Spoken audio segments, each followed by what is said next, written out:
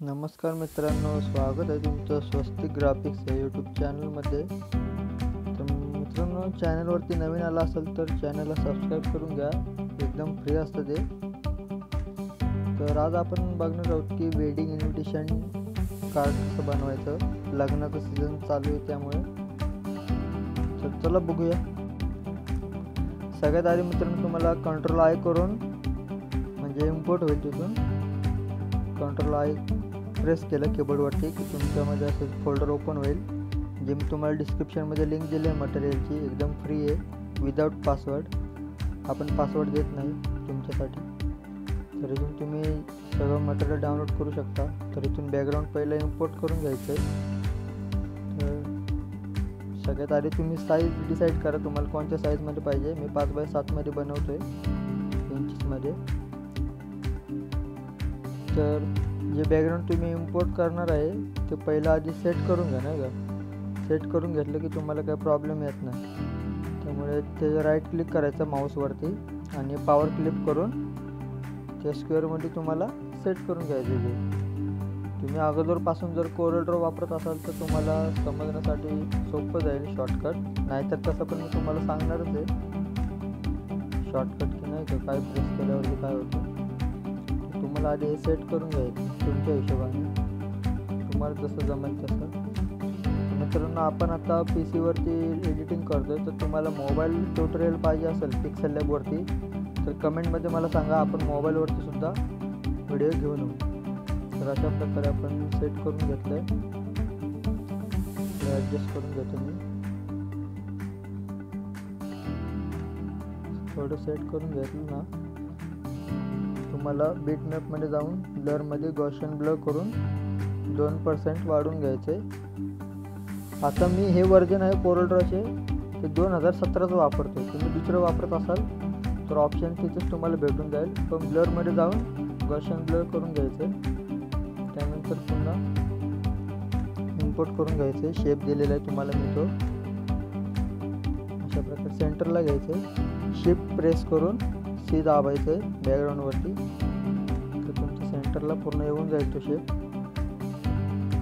सेंटरला घेतल्यानंतर तुम्हाला काय करायचं आहे, हे जे मुंडावळीचं जे काही मी तुम्हाला PNG दिली आहे ती तुम्हाला सेट करून घ्यायची आहे बॅकग्राऊंडवरती, नाही का. आता मी हे इथूनच घेतो आहे मी, पण तुम्हाला मी फाईलमध्ये दिलेलं आहे. आता मी सारखं फाईल ओपन करणार नाही म्हणून मी इथल्या इथंच घेतो आहे. पण तुम्हाला मी फाईलमध्ये दिलं आहे, तर फाईलमधून तुम्ही डायरेक्ट इम्पोर्ट केलं की ते येऊन जाईल. तर शिफ्ट कंट्रोल पेज अप करायचं आहे, असं वरती येईल मग ते लेअरच्या. त्यानंतर हळदी कुंकाचं जे मी तुम्हाला काय दिलं आहे ते आणि स्नेह निमंत्रणचं सेंटरला सेट करून घ्यायचं आहे. असं सेट करून घेतो थोडं. सेंटरला घ्यायचं. अलाइनमेंट खूप महत्त्वाची असते याच्यामध्ये मित्रांनो. अलाइनमेंट चुकली तर पूर्ण डिझाईन तुमची खराब दिसणार. मी सेंटरला घेतो. त्यानंतर देवीचं नाव घेतो मध्ये.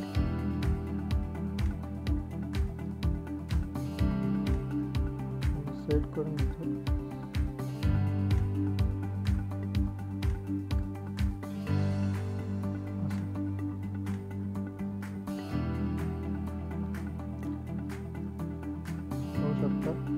त्यानंतर तुम्हाला काय करायचं आहे, जे नाव आहे ना ते नाव पूर्ण मध्ये सेट करून घ्यायचं. आता हे कसं माझ्याकडे कॅलिग्राफी फॉन्ट आहे.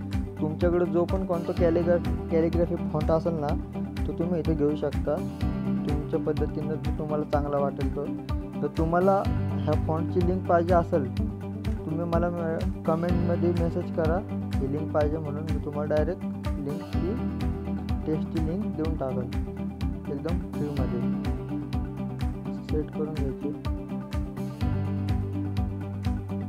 मला मित्रांनो मोबाईलवरती ट्युटोरियल पाहिजे असेल तर नक्की कमेंट सेक्शनमध्ये मला सांगा. मी तुम्हाला त्याच्यावरती पण मोबाईलवरती ट्युटोरियल घेऊन येईन. तर मी आता सध्या असं सेट करून घेतो.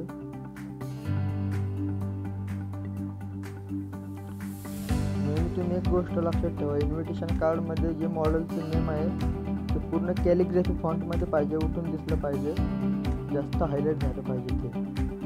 अशा पद्धतीने फॉन्ट घ्यायचं आहे. त्यानंतर त्यानंतर आपल्या गणपती बाप्पाचं मी असं एक PNG एका कोपऱ्यात ॲड करून घेतो, जेणेकरून जिथे स्पेस होता मोकळा तो पूर्ण भरून जाईल. स्पेस कुठं राहिलं ना पाहिजे याची काळजी घ्या.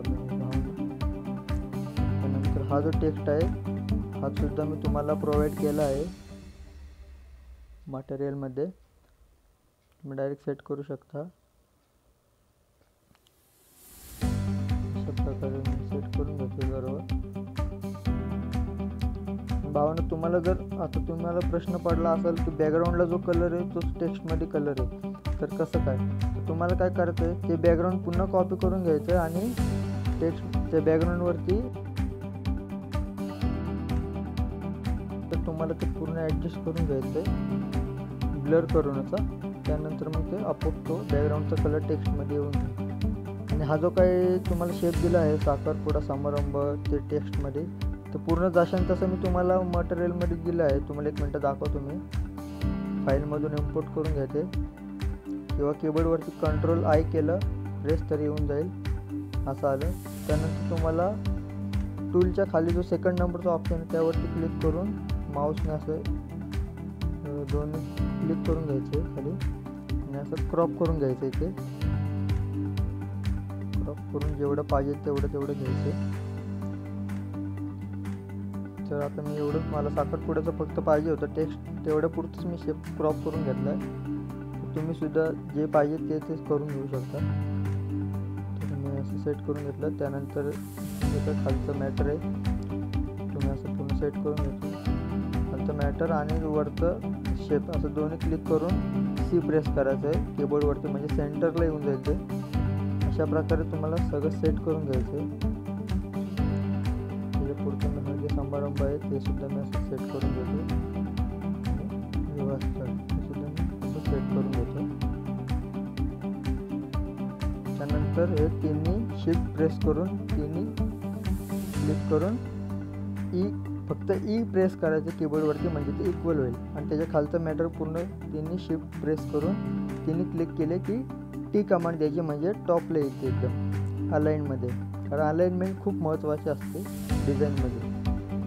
त्यानंतर मी सुद्धा सेट करून घेतो असंच करून निमंत्रक वगैरे.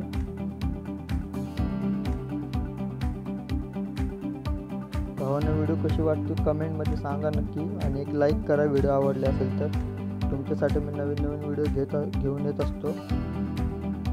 नवीन चॅनल आहे त्यामुळं काय चुकलं तर समजून घ्या भावांना. त्यानंतर हा शेपसुद्धा मी तुम्हाला दिलेला आहे लाईनचा PNG. हे सुद्धा सेम तुम्हाला सेकंड ऑप्शनमध्ये क्लिक करून क्रॉप करून घ्यायचं आहे. तुमच्याकडे सुद्धा 2017चं कोरलड्रॉचं व्हर्जन असेल ना, सेम प्रोसेस आहे. असं करून घ्यायचं. त्यानंतर साईज थोडी मी छोटी करून घेतो बॅनरच्या हिशोबाने. ज्या पद्धतीने तुमच्यामध्ये स्पेसिंग असेल त्या हिशोबाने तुम्ही घ्या. तुम्ही असं सेट करून घेतो पूर्ण प्रॉपर असं, म्हणजे थोडं नाही का सेपरेट वाटेल आणि डिझाईनला पण थोडं ग्लो येईल. आपल्या बघताना पण अट्रॅक्ट झालं पाहिजे अशी डिझाईन पाहिजे. तर मी असं सेट करून घेतो.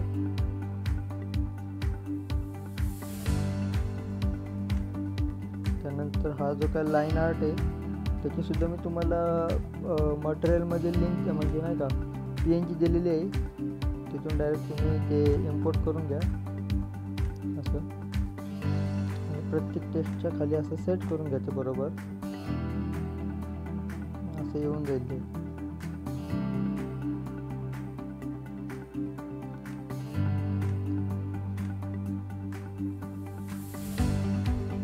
ॲडजस्ट करून घ्यायचं. सेम प्रोसेस निमंत्रकच्या खाली सुद्धा मी असं सेट करून घेतो, जेणेकरून बघताना सुद्धा ते चांगलं वाटेल ना.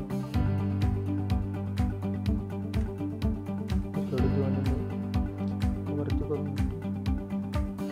आणि हा जो काही मी फॉन्ट आता वापरला आहे ना, याला तुम्ही म्हणत असाल की बॅकग्राऊंडला व्हाईट कलर कसा, तर एक मिनटं दाखवतो तुम्हाला मी. असा साधा फॉन्ट आहे, त्याला काय करायचं आहे सेट करून घ्यायचं सेंटरला, आणि कलरमध्ये जाऊन राईट क्लिक करायचं माऊसवरती व्हाईट कलर आणि हेअरलाईनमध्ये जाऊन खाली तुम्हाला इथं आउटलाईन नाही का हे 4पर्यंत ठेवायचे. सगळे ऑप्शन ऑन करून घ्यायचे तिन्ही.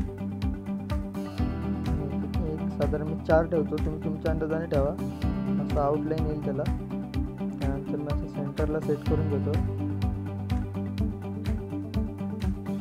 सेट करून घेतल्यानंतर थोडं ॲडजस्ट करून घ्यायचं जेणेकरून ते वरच्या शेपला एकदम अटॅच असं वाटलं पाहिजे.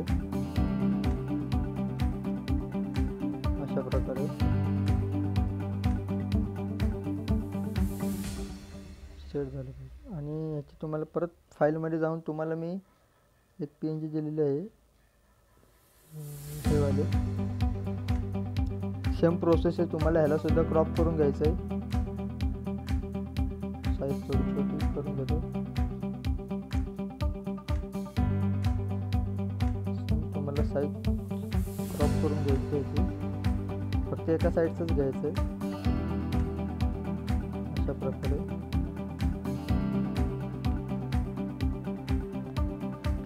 थोडं ॲडजस्ट करून घेतो इथं. तर घेतलं की ह्याच्या ऑपोजिट साईडला करण्यासाठी तुम्हाला काय करायचं आहे, वरती एक ऑप्शन दिसत असेल तुम्हाला,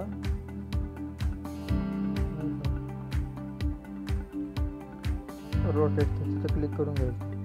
त्यानंतर जो काय माझा वॉटरमार्क आहे तो मी इथं लावून घेतो. असं डिझाईनमध्ये तुमचं नाव टाका जेणेकरून तुम्ही डिझाईन केली असे वाटले पाहिजे. नाहीतर मार्केटमध्ये कॉपी खूप चालू आहे.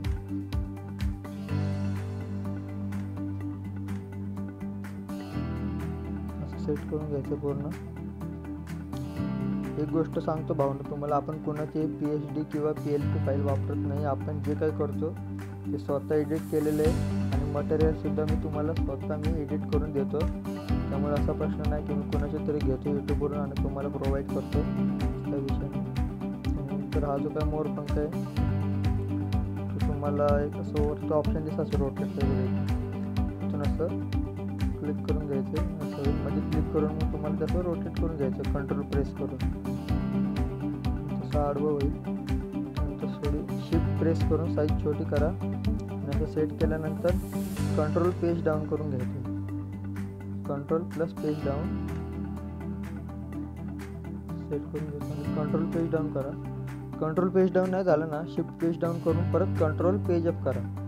काय म्हणलं, शिफ्ट पेज डाऊन करा आणि परत कंट्रोल पेज अप करा, म्हणजे ते टेक्स्टच्या पाठीमागे येईल आणि शेपच्या पुढे येईल. आणि इथे जे काही स्पेस रिकामी राहिले ना तिथे मी आता बाप्पाचा एक PNG रोटेट करून इकडं लावतो खाली. ह्याच्या जागी तुम्हाला जर कोणता अजून काय डिझाईन वाटली तिथं सेट करावं सेट करू शकता. असं काय नाही, तर आपल्याला कुठं स्पेस ठेवायचं नाही आणि डिझाईनमध्ये जास्त गर्दी करायची नाही.